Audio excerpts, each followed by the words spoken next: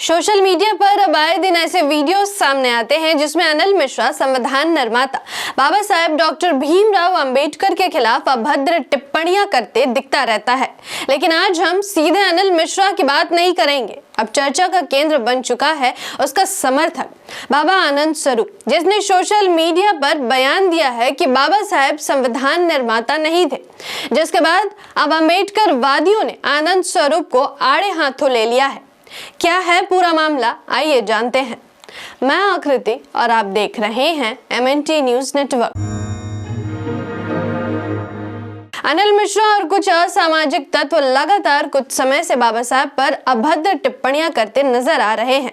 वहीं अनिल मिश्रा, जिसने बाबा साहब को अंग्रेजों का एजेंट कहा था, इसी गधे की रेस में एक और नाम सामने आ रहा है, बाबा आनंद स्वरूप का।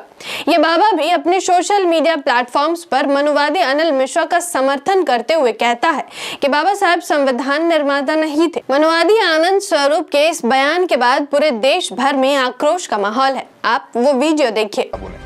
लेकिन अम्बेडकर संविधान निर्माता नहीं थे तो नहीं थे।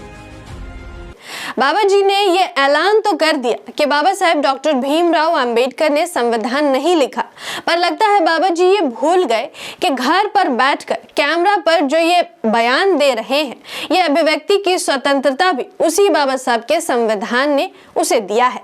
आपको ये भी बता दूं कि भारतीय संविधान का आर्टिकल 19 कहता है कि हर नागरिक को अपनी राय और विचार स्वतंत्र रूप से व्यक्त करने का अधिकार है। इसका मतलब है कि कोई व्यक्ति बोल, लिख या किसी भी मीडिया जैसे अखबार, डिजिटल प्लेटफॉर्म्स, कला, नाटक या फिल्म के माध्यम से अपने विचार साझा कर सकता है। अब अगर आजादी मिली है तो क्या कुछ भी बोलिएगा बाबा जी, क्योंकि आपको अभिव्यक्ति की आजादी तो है, लेकिन किसी की प्रतिष्ठा और मान सम्मान के खिलाफ बयानबाजी करने का नहीं, और वो भी बाबा साहब जैसे महान शख्सियत पर तो बिल्कुल भी नहीं। अब इस विवाद ने एक नया मोड़ ले लिया है। अनिल मिश्रा के इस समर्थक के खिलाफ अब बलिया के भीमपुरा थाने में FIR दर्ज हो चुकी है।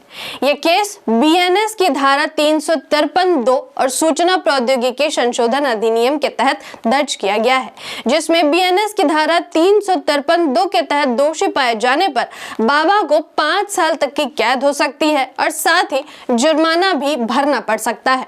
आपको बता दूं कि इस वीडियो के वायरल होने के बाद कई लोगों ने आनंद स्वरूप का विरोध करते हुए लिखा, यह पाखंडी धर्म की आड़ में देश में माहौल खराब कर रहा है। इसका उद्देश्य केवल धन कमाना है, वो भी धर्म की आड़ लेकर व्यापार कर रहा है।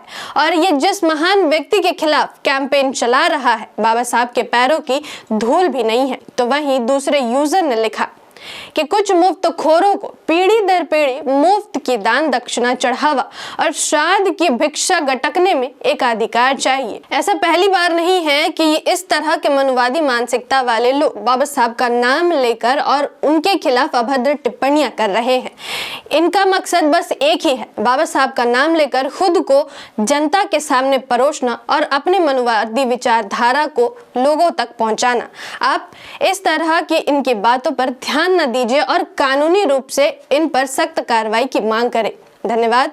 जय भीम, जय मूल निवासी, जय संविधान, जय भारत। MNT न्यूज नेटवर्क को सब्सक्राइब करें, लाइक और फॉलो करना ना भूलें।